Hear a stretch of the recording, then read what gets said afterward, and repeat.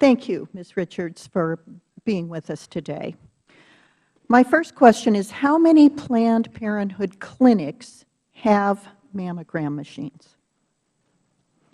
There aren't any Planned Parenthood clinics. I believe, to the best of my knowledge, not any have mammogram machines at their facility. And how many Planned Parenthood clinics are there?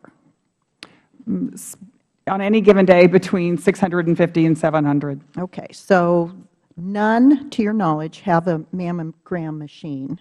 Right. We have different kinds of arrangements with, depending on the state, to refer women for mammograms. As I said earlier to, I think, the question to the chairman. And what surgical services does Planned Parenthood provide? Surgical services. Well, we provide surgical abortions, and we provide colposcopy. We do a variety of services. And can you explain, Ms. Lummis, to be responsive, we have core services across the country, but some Planned Parenthoods provide broader services. Some provide primary care, et cetera. Okay. I was just asking about surgical services with that question.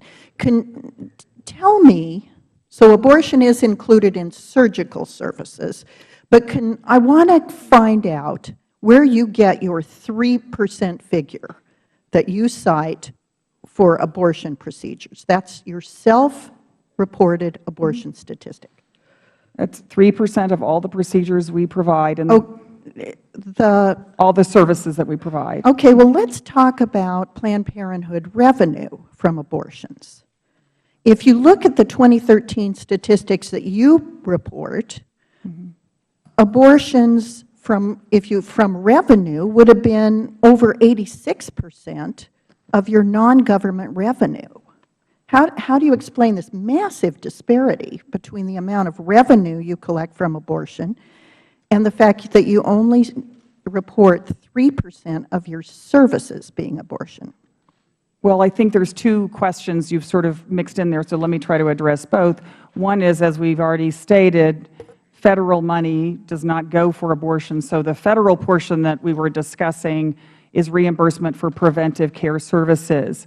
I think the other, so that's why they're not, those numbers aren't connected. How many, can you tell me how many of your affiliates receive the majority of their revenue from abortion?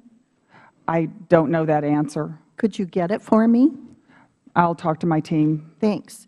But I do think it's important to understand that abortion procedures are probably more expensive than some other procedures that we provide, which might explain what you're trying to get at. Okay. According to your 2013 tax return, I'm switching now to travel expenses. Planned Parenthood spent over $5.1 million on travel last year. So as the chairman said earlier, that's nearly $14,000 per day. What is all that money being spent on? Well, we're an organization that we're in 50 states. We also, as the chairman has noted, we have programs in Latin America and in Africa as well, where we support family planning programs and those.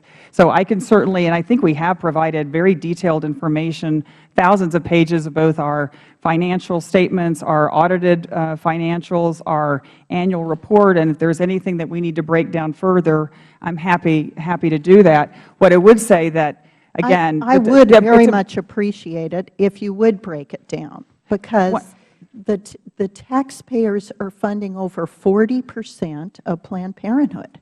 And my point is they just have a right to know how this money is being spent. Absolutely. And if taxpayer dollars are being used to free up services that you provide that are aberrant services in the view of many taxpayers, when there are alternatives in this country, many, 13,000 clinics that cater specifically to women's health. Well, Congresswoman Lummis, I'd like to address that, because one of the comments that was made earlier and I wasn't able to respond is that we don't get a Federal subsidy. Really, it's important to understand for everyone here how the Medicaid program. Could you function on non-Federal dollars?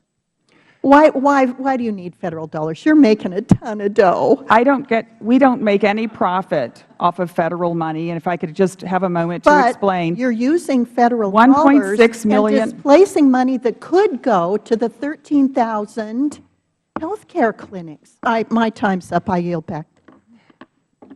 Could I answer the question? Sure. I'm not sure exactly what the whole question was, but I do think it's really important that you understand that 60% of our patients are receiving they're either Medicaid patients or they may be Title X patients.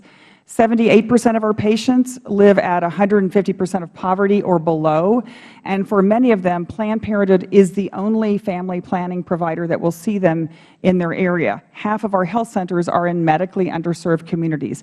So it is not we don't just get a big check from the Federal Government. We, like other Medicaid providers, we are reimbursed directly for services provided. Mr. Chairman, thank you for allowing Ms. Richards to answer the question. Thank you. And just as a point of clarification, Ms. Richards, I want to make sure there's no ambiguity here.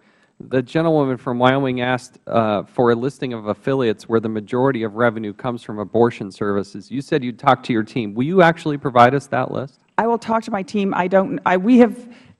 Just for the record, I am here voluntarily. We have provided tens of thousands of pages of documents to you. We have provided audited financial statements.